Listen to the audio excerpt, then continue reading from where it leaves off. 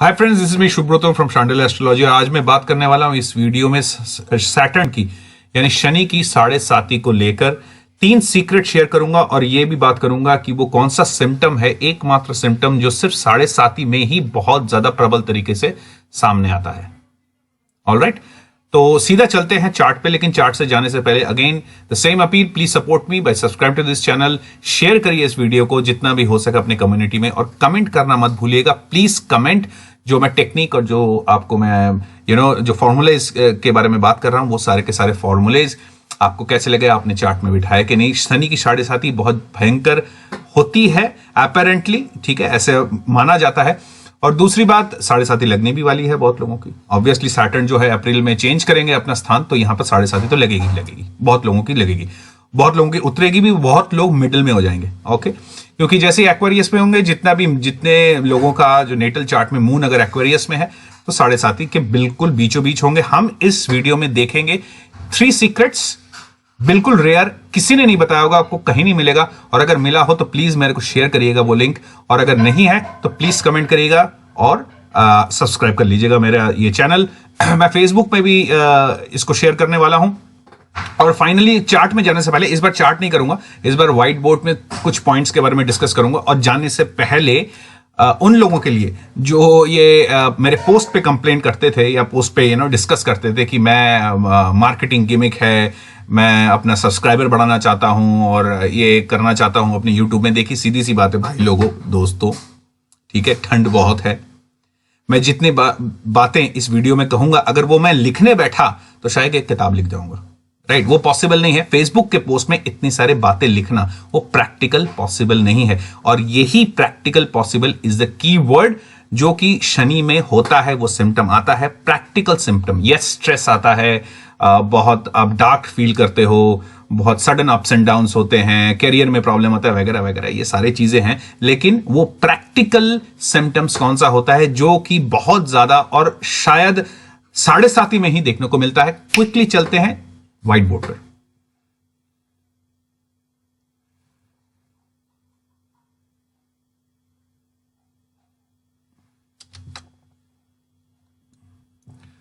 तो दोस्तों हम आ गए हैं यहां पर 7.5 को लेके। एक चीज मैं सबसे पहले बता दूं, तीनों सीक्रेट करने से पहले, सबसे पहले 7.5 कभी भी 2 प्लैनेट के कॉम्बिनेशन में, जैसे मून है और सैटर्न है, इस 2 कॉम्बिनेशन में नहीं होता। एक मिस्टीरियस प्लैनेट चाहिए, यानी ऐसा एक प्लैनेट चाहिए जो कि इस 7.5 को फ्रक्टिफाई करे, बैड और गुड और इविल की तरह। ओके, सबसे पहले गुड बैड अगली। 7.5 में बहुत लोगों का उत्थान भी होता है, बहुत लोगों का पतन भी होता है, बहुत दिक्कत में आते हैं और बहुत लोगों का लाइफ चेंज होता है बेटर के लिए।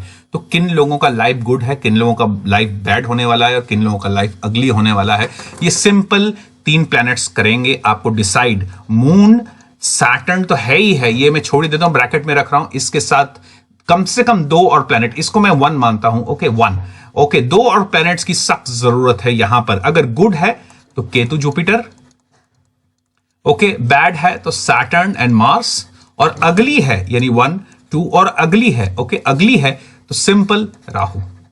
अगर आपके साथ राहु का एसोसिएशन नहीं हो रहा है तो ये 7.5 बहुत खराब नहीं जाएगी। As a matter of fact, अगर जुपिटर और केतु का कहीं ना कहीं रिलेशनशिप बैठ रहा है इस 7.5 के साथ, तो फैंटास्टिक, यहां मैं स्माइली बना दे रहा हूं, फैंटास्टिक एक टाइम जाने वाला है कम से कम। ओके, अब सेकंड पॉइंट, 7.5 के 3 होती है यानी 2.5 दैट कम्स टू 7.5, तभी 7.5 कहा जाता है। यानी मून के 12th में, मून के 7 और मून के 2nd हाउस में ये 2.5 साल सैटर्न चलते हैं, तो 7.5 का अपरेंट फॉर्म होता है। अब ये 7.5 क्या तीनों ही 2.5 साल क्या तीनों ही खराब जाते हैं? बहुत बड़ा क्वेश्चन मार्क है। ऐसा नहीं है।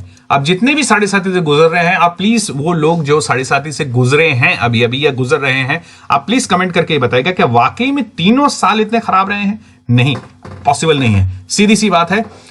कौन सा टाइम आपका अच्छा जाएगा या कौन सा टाइम बुरा जाएगा या कौन सा टाइम न्यूट्रल जाएगा, कैसे पता करें? Very very simple.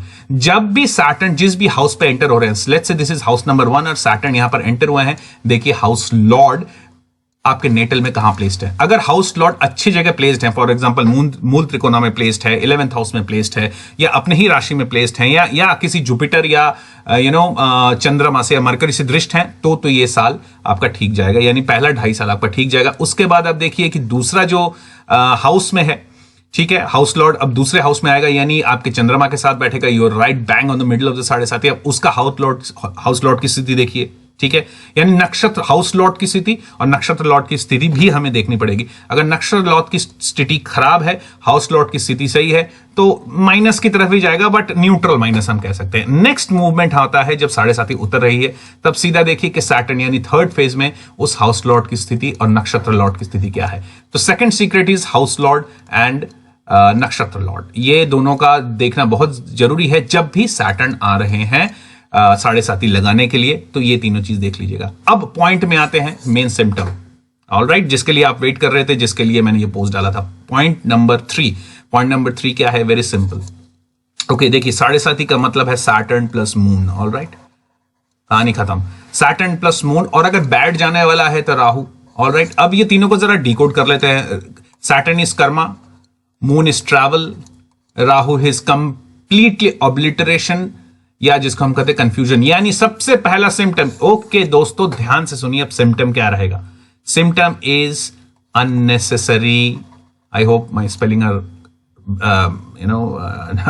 Spelling are right, unnecessary travel. Yes दोस्तों, आपको बहुत सारे अपॉर्चुनिटीज ऐसे दिखने लगेंगे, वियर्ड अपॉर्चुनिटी, आपके लाइन के भी नहीं होंगे, आप उन अपॉर्चुनिटी की तरफ भागोगे, यानी आप ट्रैवल करोगे, और वो ट्रैवल में अल्टीमेटली अगर राहु है तो लांछनी मिलेगा, केतु है तो थोड़ा सा बेटर आएगा, जुपिटर आएगा तो थोड़ा बहुत बेटर होकर चला जाएगा, लेकिन कोई फायदा होता नजर नहीं आएगा। अगर राहु हुआ तो सिंपली बात है इंसल्ट होगा। तो अगर आप ट्रैवल अननेसेसरी करना आपने चालू किया है और उस ट्रैवल का जो रिजल्ट है वो अगर बैड है, तो राहु का एफ्लिक्शन आ रहा है, और नहीं तो आपका जुपिटर या केतु का एफ्लिक्शन आएगा। In short, the main concern और the main symptom is unnecessary travel, जिसको कहते हैं कि पूरे संसार की परिक्रमा करने लग जाएगा। So this is the main symptom, unnecessary travel. बहुत ज्यादा ट्रैवल बढ़ जाता है और कोई मतलब का ट्रैवल नहीं होता, बिल्कुल वेस्ट ऑफ मनी, और ट्रैवल में नुकसान भी होता है। फॉर एग्जांपल किसी ने कहा okay come to my office